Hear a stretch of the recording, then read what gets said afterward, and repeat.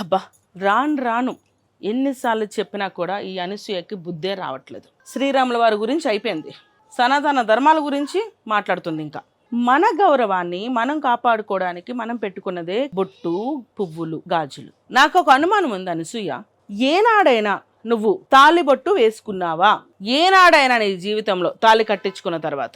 నాకైతే ఎప్పుడు కనిపించట్లేదు. తాళిబొట్టు అనేది చాలా విలువైంది. మీ కొలీగ్స్ చాలా మంది చెప్తున్నారు సనాతన ధర్మం గురించి తప్పుగా మాట్లాడకు అని. నీకు తెలుసు కదా శ్రీవాణి, ఆమె చాలా బాగా పాటలు పాడుతుంది, వీణ చాలా బాగా వాయిస్తుంది.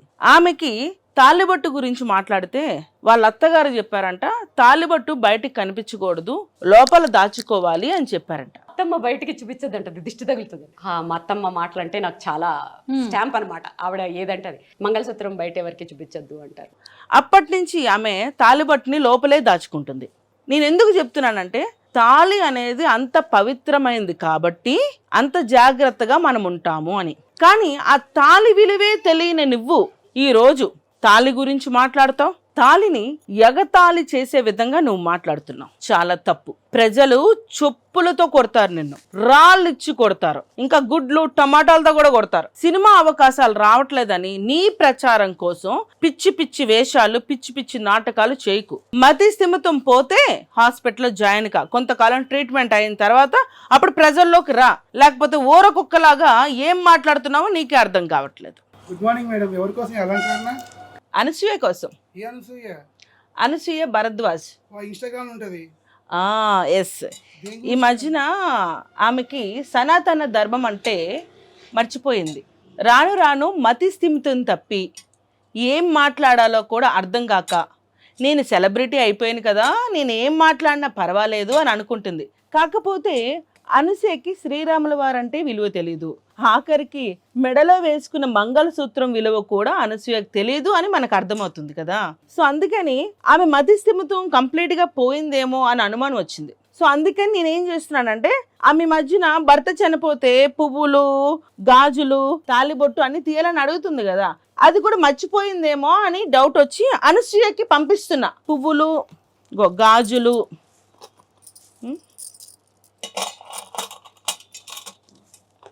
బొట్టు, సింధూరం కూడా మర్చిపోయింది అసలు పెట్టుకోవడమే. అసలు కాస్తైనా పెట్టుకోవాలి, అప్పుడప్పుడైనా సింధూరం మనం పెట్టుకుంటాం, తిలకం ఇక్కడ పెట్టుకునే సింధూరం. దీన్ని మళ్ళీ సింధూరం అంటే ఏంటి అని అడుగుతుంది అనసూయ కదా. సో ఇవన్నీ మనం అనసూయ ఇంటికి పార్సల్ చేసి పంపిద్దాం, సరేనా? అందుకని ఇవన్నీ రెడీ చేస్తున్నా. లాస్ట్ టైం అనసూయకి చీర పంపించాను నేను, కానీ అందలేదు అంటుంది. ఈరోజు సమాజంలో చౌకబారు ప్రచారాల కోసం, పబ్లిసిటీ పిచ్చితో మన సనాతన ధర్మాన్ని, వేల ఏండ్ల సాంప్రదాయాన్ని కించపరచడానికి, మట్టి కరిపించడానికి కొందరికి ఒక అలవాటుగా మారింది.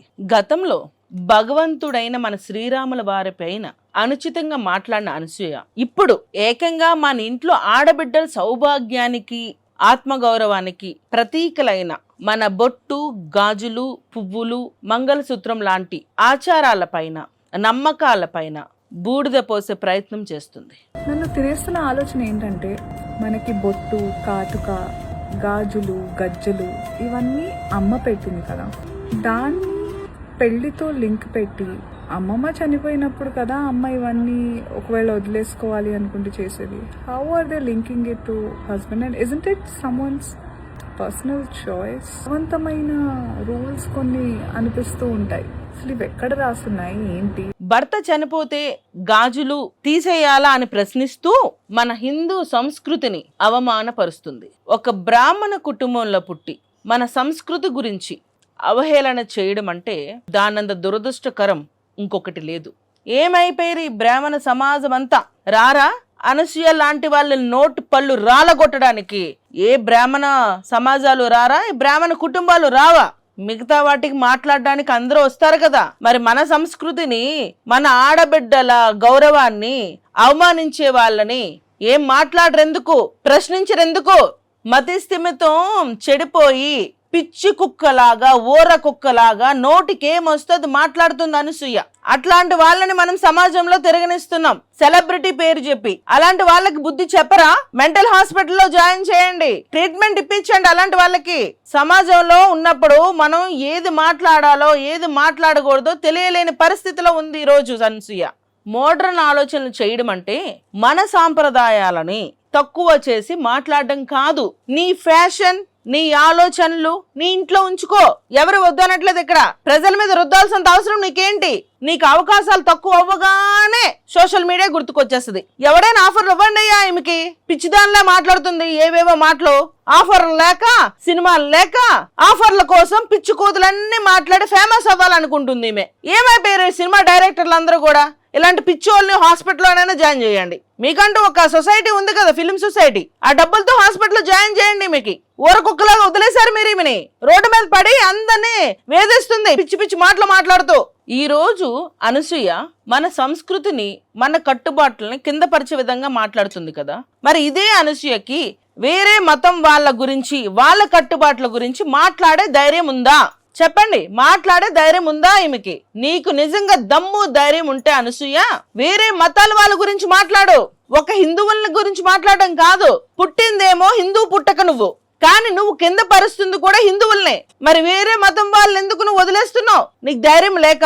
ఓ, హిందువులు ఎంత తిట్టినా కూడా వీళ్ళకి సిగ్గు లేదు కదా, అందుకని వీళ్ళు నన్ను ఏం చేస్తారు, నా వీడియోలు చూస్తారు, నాకు లైకులు కొడతారు, నన్ను ఫాలో అవుతారు అని చెప్పి నువ్వు అనుకుంటున్నావు. అదే వేరే మతం వాళ్ళని అన్నామనుకో, వాళ్ళు చొప్పించుకొని నీ ఇంటికి వచ్చి కొడతారు, రాళ్ళు ఇచ్చుకొని కొడతారు, గుడ్లు ఇచ్చుకొని కొడతారు అనే భయంతో నువ్వు వేరే మతం వాళ్ళనే మాట్లాడట్లేదు, ఒక్క హిందువుల్నే టార్గెట్ పెట్టుకొని మాట్లాడుతున్నావు. ఇక్కడి నుంచి అయినా నోరు అదుపులో పెట్టుకొని మాట్లాడడం నేర్చుకో.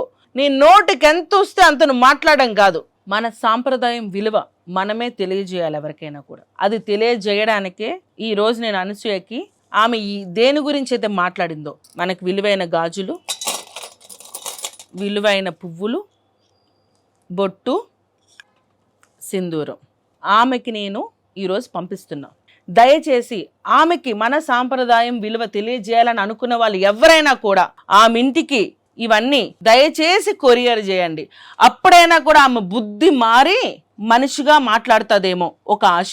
ఎందుకు అనసూయ అలా అబద్ధం చెప్పకూడదు కదా? నీకు చీర పంపించాను, నీకు అందిందని తెలుసు నాకు. ఇప్పుడు కూడా నీకు గాజులు, పువ్వులు, బొట్టు, సింధూరం అన్నీ పంపిస్తున్నా. ఇప్పుడైనా మతి స్థిమితం లోపల నుంచి బయటకు వచ్చి ఒక మనిషిగా సమాజానికి ఉపయోగపడే మాటలు చెప్పు, ఉపయోగపడే పనులు చెయ్యి.